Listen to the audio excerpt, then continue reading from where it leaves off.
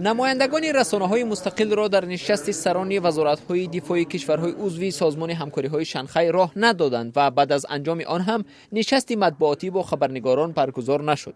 اما موضوع اساسی این نشست بد شدن وضع امنیت در افغانستان، فعال شوی سازمان‌های اکستریمیستی در این کشور و خوف‌هایی که از این جمهوری اسلامی به همسایه کشورهایش می‌رسد بود.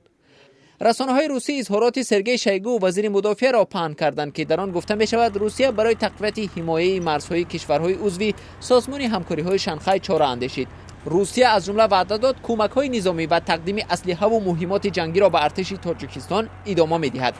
ظاهرا این کمک‌ها در دایره برنامه با اسلحه تامین کردن ارتش تاجیکستان در حجم 1 میلیارد دلار است که اجرایش از سال 2014 این جانب طول می‌کشد. چون این سازشنامه میان دوشنبه و مسکو به خاطر 49 سال تمدید کردن مهلت بدوباش پایگاه 201 روسیه در تاجیکستان به امضا رسیده بود. درباره سرعت بخشیدن به اجرای این برنامه در این نشست سخنی گفته نشد. وزارت مدافعه تاجیکستان هم در این باره یادآور نشده است. حالا تاجیکستان تنها به یاری‌های عملی و تأخیرناپذیر در امر تحکیم حمایه مرزهای جنوبیش توجه دارد. رهبران وزارت‌های مدافعه از یکباره بد شدن اوضاع افغانستان ابراز نگرانی کرده مسئله تحکیم صلح و ثبات را مطرح کردند. تأکید شد که به ناامن شدن وضعیت در کشورهای عضو سازمان همکاری‌های شانگهای و فعال شدن سازمان‌های تروریستی پس از خروج نیروهای ناتو از افغانستان نباید راه داد.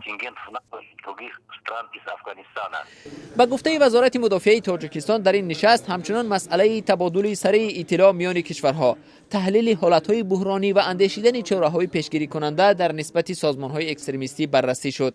اما مشخصا نگفتند که این چاره‌ها کدام است. هرچند هفته اخیر روسیه 17 زره‌پوش نوی BMP-2M را به تاجیکستان انتقال داد. این زره‌پوش‌های نو قرار است در مشق‌های نظامی اول ماه اوگوست در مرز تاجیکستان و افغانستان استفاده شوند.